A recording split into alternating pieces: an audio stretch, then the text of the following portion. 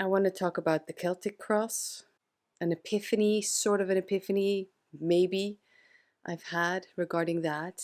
And this is also an Unasked for VR to Mistress Ray's video, Our Relationship to Tarot Decks.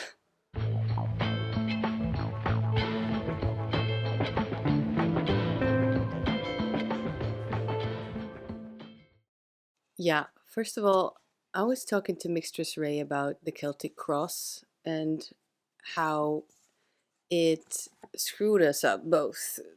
The past being on the wrong side, the present being on the wrong side in a sense. Until I had this thought. Okay, so if you, in case you don't know, this is what a Celtic cross looks like, right? My thought about it, maybe some of you will be like, oh, glad to see you catching up. I don't know. But could it possibly be made to read for someone else? Someone sitting across you, right? So for them, for the querent, it would be past, present, future from right to left, the way we read in the Western world. I don't know. Maybe. Of course, there can be different systems where the past is on the other side, etc. But could it be for someone else, for a querent? Because this whole thing, the Celtic Cross, etc., doesn't it stem from an era where folks had this belief that you shouldn't read your own cards? Maybe there's something in there. I don't know. I did a Celtic Cross probably twice in my life. Once because it was the only spread in a little white book, and the second time because I thought that was the only spread. And then that was it. So this will be the third time, actually, if I show it in the video. Probably. Pretty sure I'll show you in the end of the video using Crow's Magic Tarot. Yeah, I feel like doing that, giving that a go. But really the old school way, okay, reading for myself, but following the little white book. Now, before that, I don't know, I want to do that on Ask for VR to Mistress Ray, because this is a VR to Mistress Ray, but then also she uploaded this other video, Our Relationship to Tarot Decks, and she said a lot of things. It's not just about that. It's actually pretty good and deep, so go ahead and check that out in case you haven't yet. But I have some thoughts. I left a really long comment. I want to elaborate on it and kind of give my perspective, you know. And this is not claiming that she's wrong or anything like that. I'm not trying to somehow devalue her feelings, because she's really talking about her feelings and trying to make sense of them, right? I was rather questioning, does, you have to see the video first to understand what I'm saying, but does the item with full-on childhood nostalgia and memories attached to it really feel, or does it feel as important as this other type of attachment to having an iPhone over an Android or drinking a Coke over Pepsi? I have to admit, I am filling in the blanks here, so I might be completely wrong saying the one attachment is different to the other, or stronger than the other one, or more important than the other one. I know it is for me, but it probably isn't for other people, and I am actually trying to, you know, make sense of it just by giving my perspective after Mistress Ray's video. So to have different perspectives, basically. So I'm aware that for some it might not be different at all. All I'm saying is that there is a significant difference for me, and I kind of want to explain why. So the best way for me to do it is, first of all, to just read my own comment out loud. I hope that's not too boring. I'll go through it quickly. So, I admit it, I'm going through a huge nostalgia stage. Don't know why, not really figuring it out either at this point. Not really trying to figure it out either at this point, is what I meant. Because I'm kind of enjoying the ride, you know?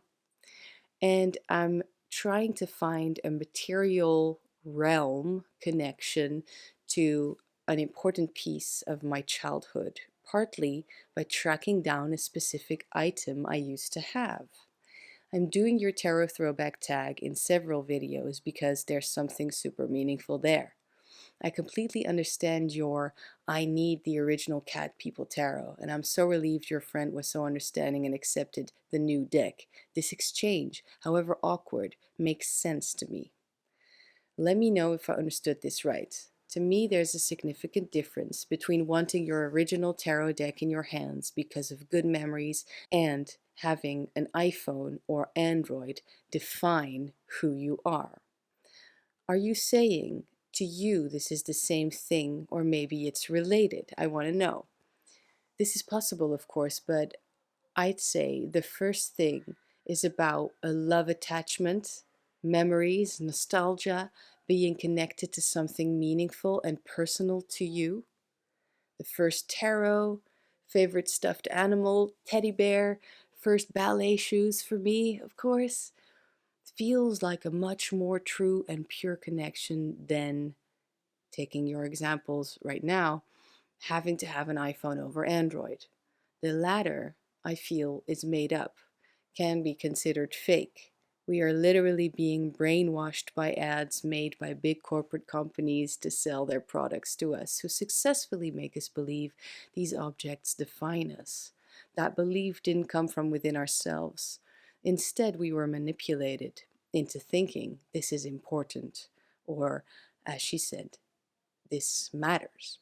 The short version, I guess I could call it heart attachment and brain attachment. And I'm interested in hearing your point of view on this because, of course, there can be something I'm missing right now on this subject matter. So she did respond, short but sweet. So really good. And then we exchanged some more messages privately, but I also want to know about how you feel, guys, because I know everybody's different.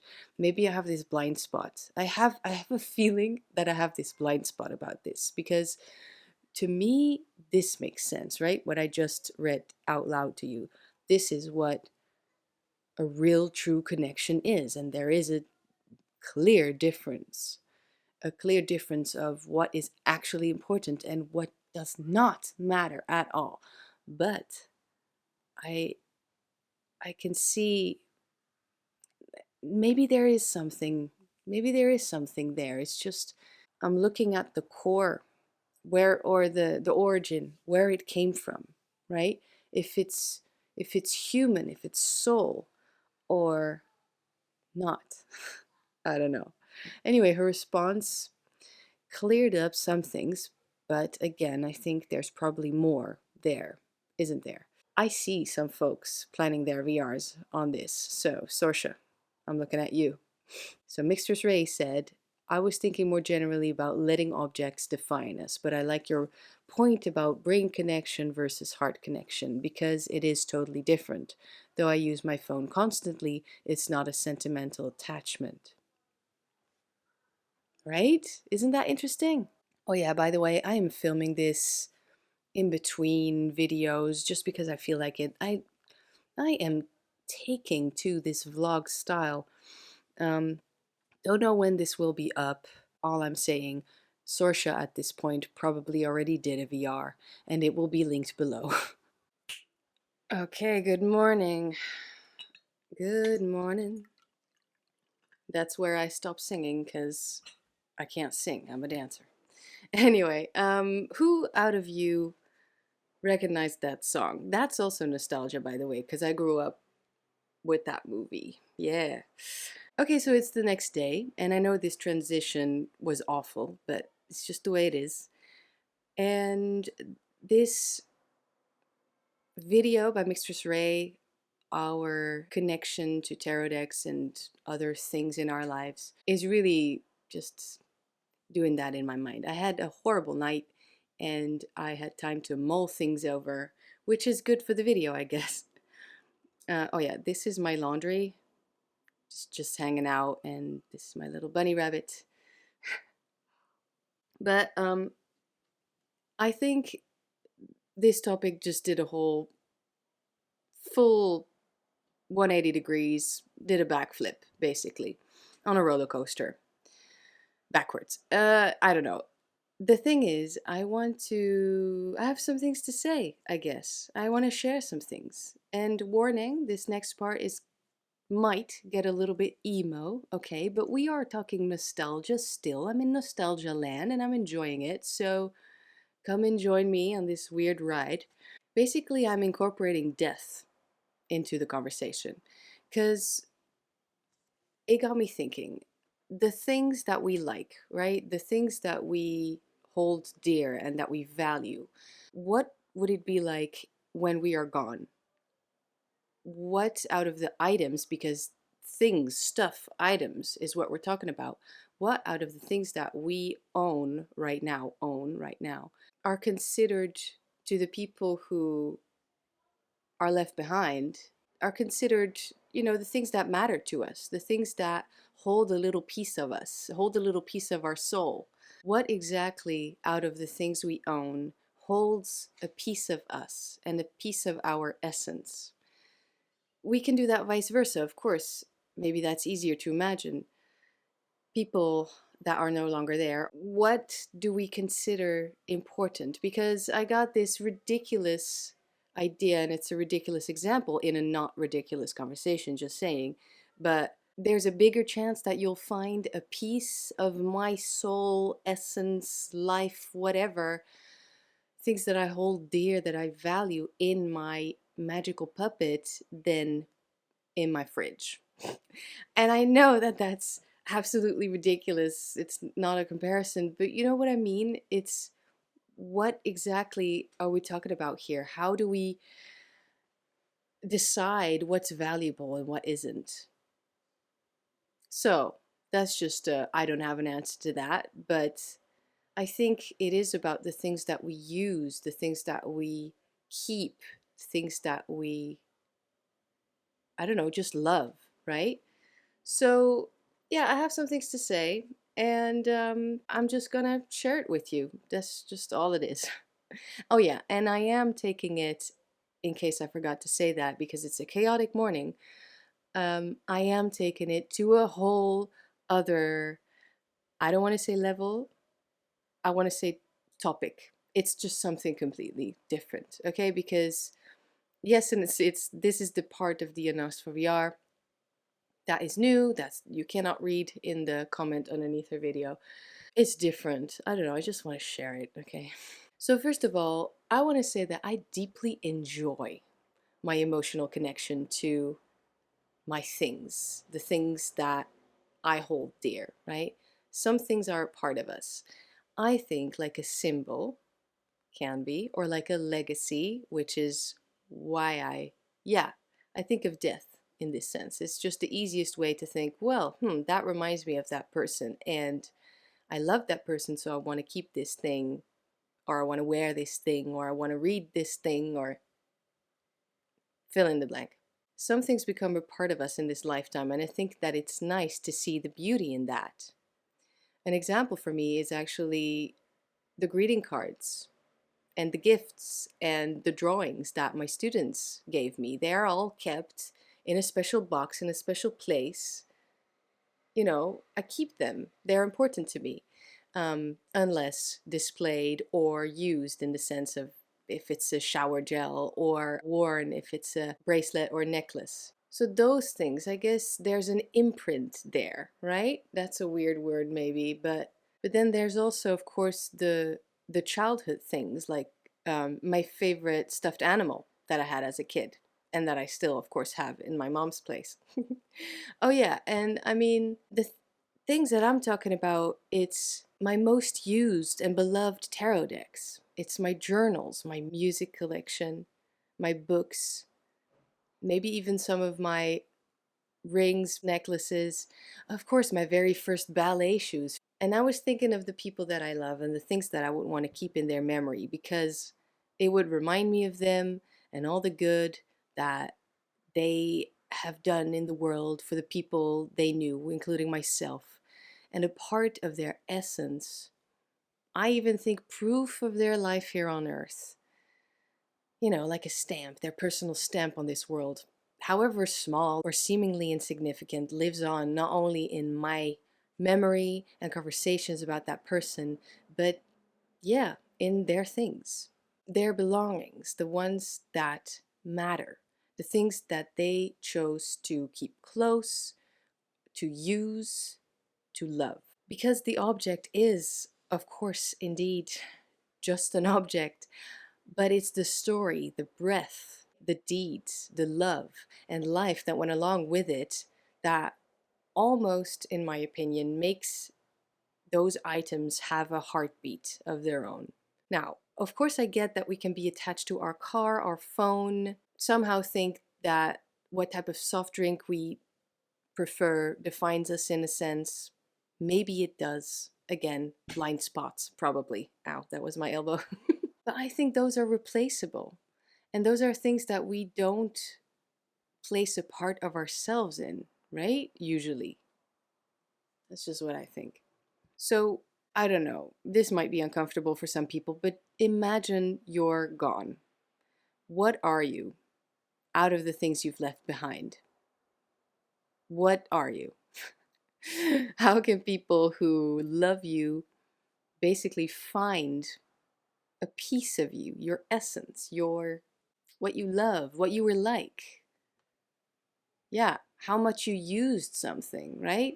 Again, I'm just saying you can find a hell of a lot more in my favorite tarot deck than a table I purchased online that I liked. I don't know. The video just got me thinking, and I'm pretty sure it got us thinking because, yeah, VRs are coming. And I'm very eager to find out what people started talking about, where they took this conversation, in which direction, because I'm doing this. Again, this is probably like 4 a.m. mind craziness, but there's something there. I think so. I hope so. So yeah, how would our loved ones remember us?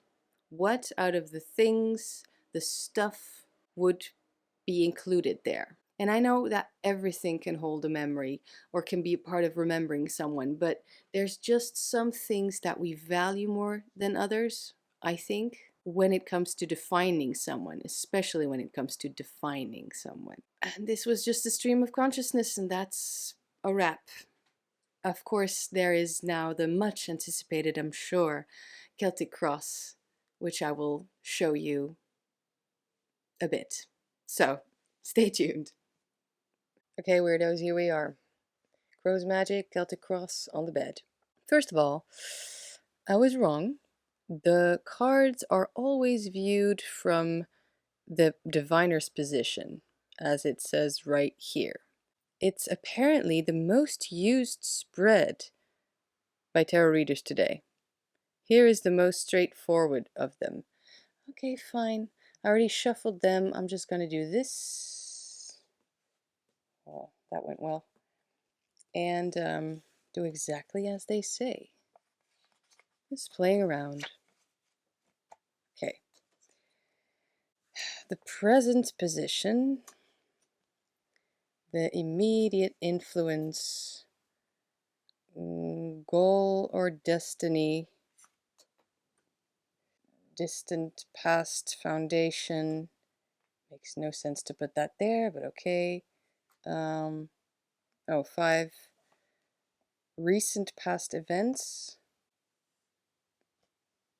6. Future influences just before the questioner in a broad sense.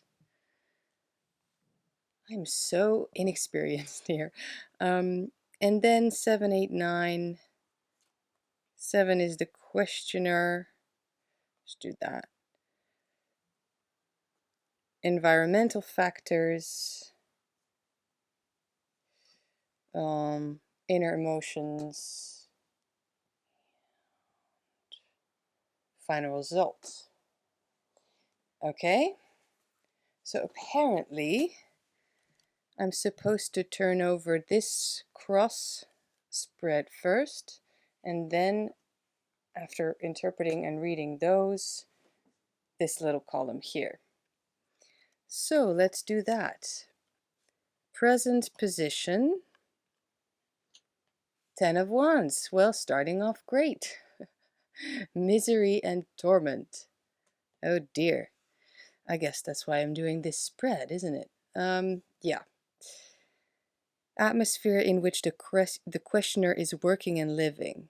Yeah, I see that. There's just a lot of work to do. Just gonna interpret it this way. Yeah, I wouldn't say it's misery and torment, though. But yeah, maybe I'm making it more difficult for myself than it needs to be. There's also this tarantula on this card.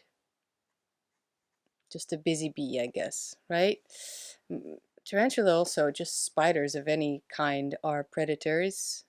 I consider them that. And yeah, kind of hunting and doing and maybe doing too much in my situation.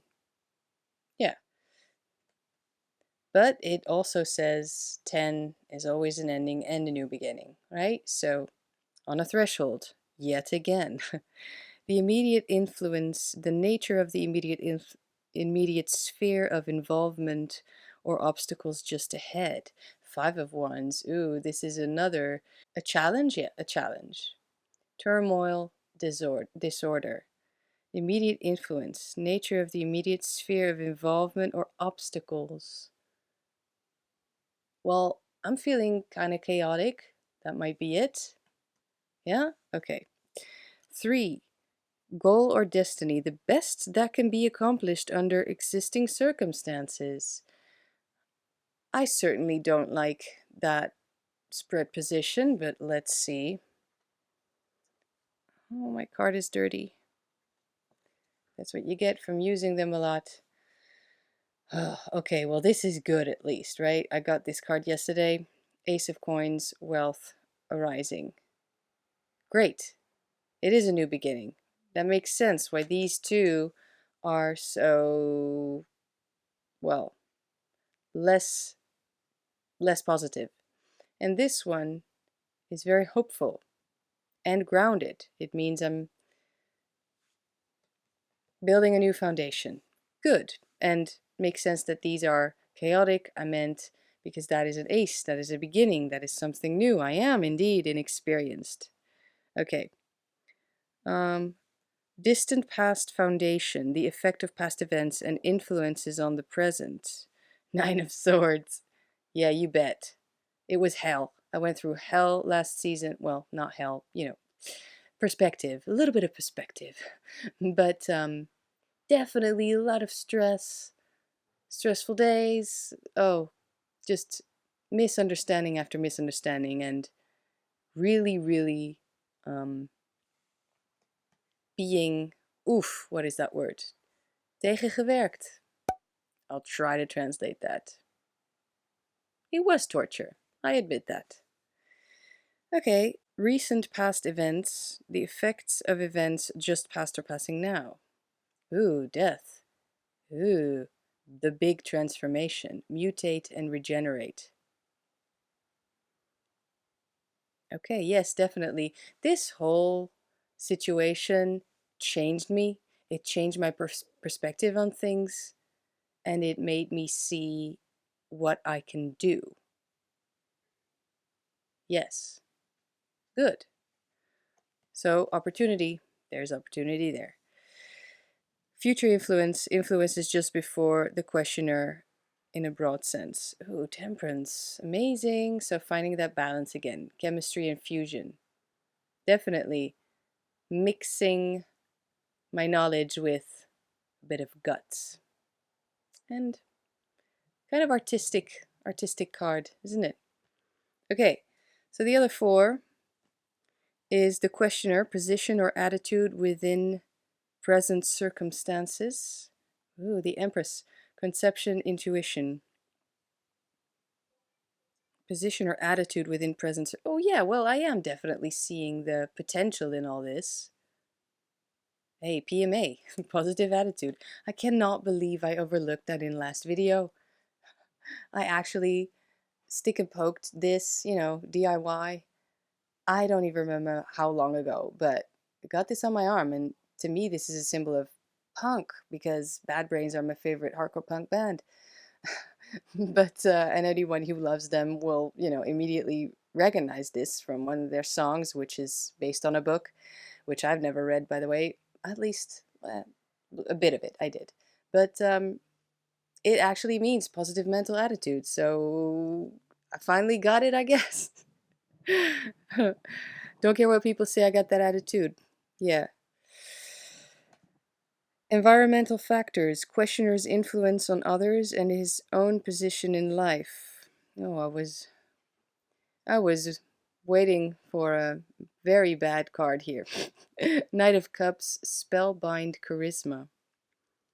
Environmental factors. My influence on others and my own position in life.